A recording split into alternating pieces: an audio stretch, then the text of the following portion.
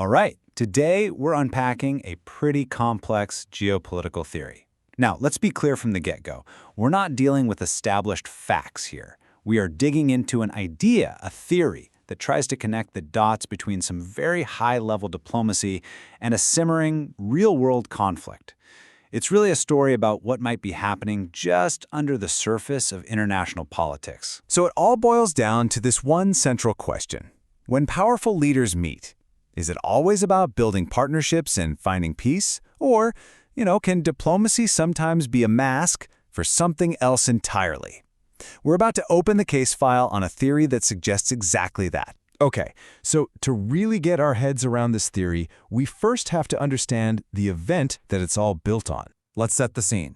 Picture this. It's the summer of 2025. The popular tourist spot of Pahalgam in Indian-administered Kashmir is suddenly hit by a wave of coordinated militant attacks. Tensions between India and Pakistan, which are already sky-high, they just go through the roof. This hypothetical event, this is the critical incident right at the heart of the whole theory we're exploring today. And that brings us to the theory itself, the Pahalgam attack theory. Now again, I have to stress, this is a speculative idea. It argues that the frequent visits to the U.S. by Pakistan's Army Chief General Munir, well, they weren't just for handshakes and photo ops. The theory says these trips were actually a cover for very strategic discussions about those attacks, with the United States maybe even acting as a quiet enabler in the background. So you might be asking, where does an idea like this even come from? Well, the people who believe it, they point to a very specific sequence of events, a diplomatic calendar that they claim is just way too convenient to be a coincidence. Just take a look at this timeline. It starts late 2023. General Munir is in the U.S. to reset relations. Then, fast forward to 2025, and you see this flurry of activity, a major meeting in June, then, bam, our hypothetical attacks happen.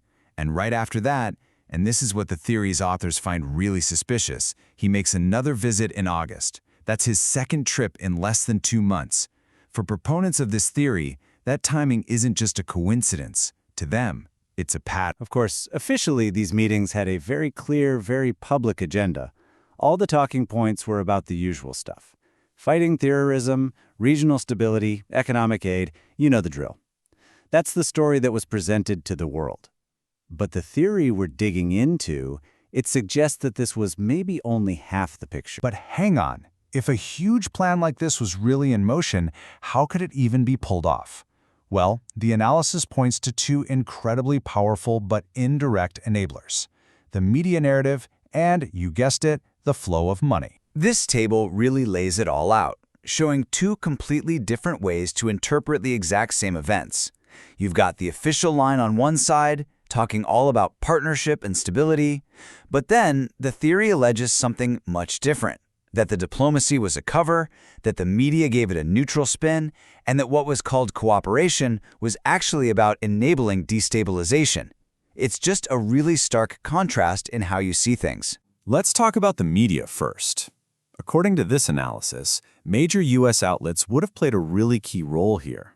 See, by framing Pakistan as a phenomenal partner in the fight against terror, the whole narrative could have shifted critical attention away from its potential role in the very instability it was claiming to fight. And then you follow the money and the military gear. The theory argues that actions that look totally positive on the surface could have a hidden purpose.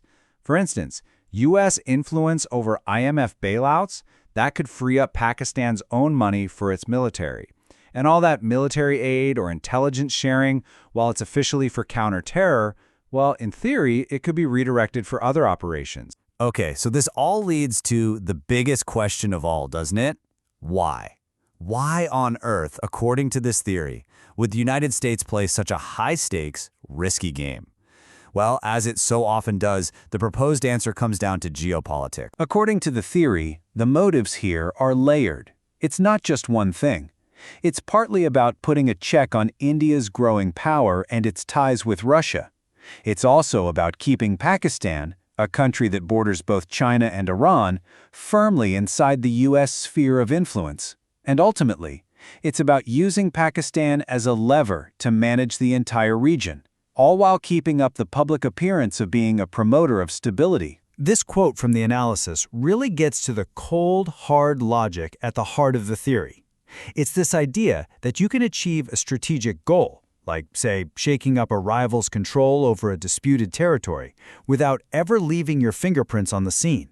It's the absolute definition of plausible deniability. So, let's just entertain this theory for a minute. What are the implications?